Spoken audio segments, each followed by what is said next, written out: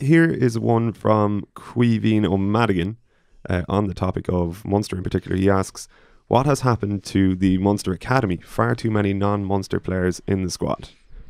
Might start with yourself, Murray. Any thoughts? I suppose we've touched on this earlier on this season about how probably the schools and clubs environment in Munster, both by population numbers and by the quality player coming through, haven't quite provided as many there. I would say if you look at the current crop and guys who are coming through like Fineen Wycherley, Gavin Coombs, both from West Cork, that's a really exciting development for Munster.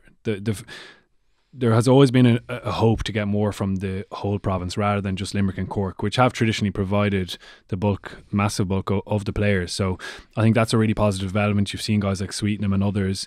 Liam Coombs is another one coming through in that sense. Again, Waterford is probably a place they can tap into a little bit more. Those other areas of the province, are going to be really important. I think the thing is, Munster are aware that they need to keep pace with Leinster's rate of developing players and the quality of player that's coming through. So that's the standard bearers. Now they do have the advantage of population of essentially 10 or 12 academies in the school system, as we've mentioned here before as well. So it's tough to keep pace with that. I do think that Munster have been a little bit more focused on how they're doing it. They've been probably a little bit more cutthroat in the last couple of years. You know, they released 7 players at the end of last year straight out of the academy and kind of moved on with a new batch. But yeah, I think it's fair to pose the question. I don't think they're going to be quite at Leinster's level, but I think that's understandable given those factors we mentioned.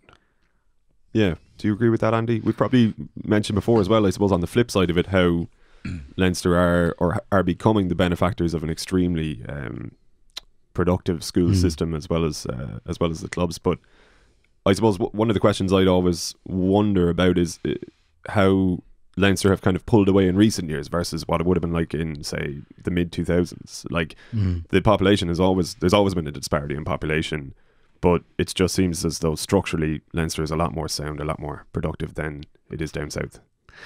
Yeah, I mean, I suppose an example I could give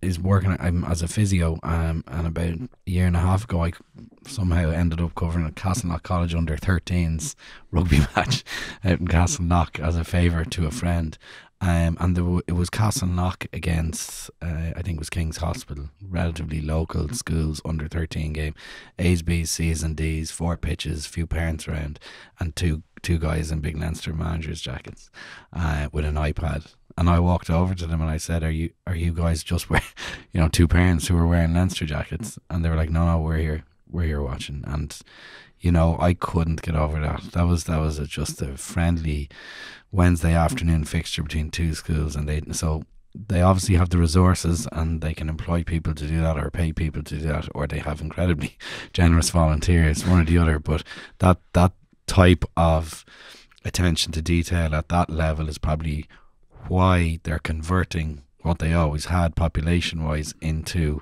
success. I don't know, I'm ignorant to what Munster are doing in a similar vein, but if you look, as Murray mentioned, you look at the greater size of the province, and traditionally they've got their players from Limerick and Cork cities, really. So you look at, say, Water Park over in Waterford, you're looking at Glenstall winning the Senior Cup last year. They're positives. They're great positives. That's probably once in a lifetime cycle in a small boarding school like Glenstall, but it's still great to see that younger players from different origins are being successful at underage level, and hopefully they can tap into it.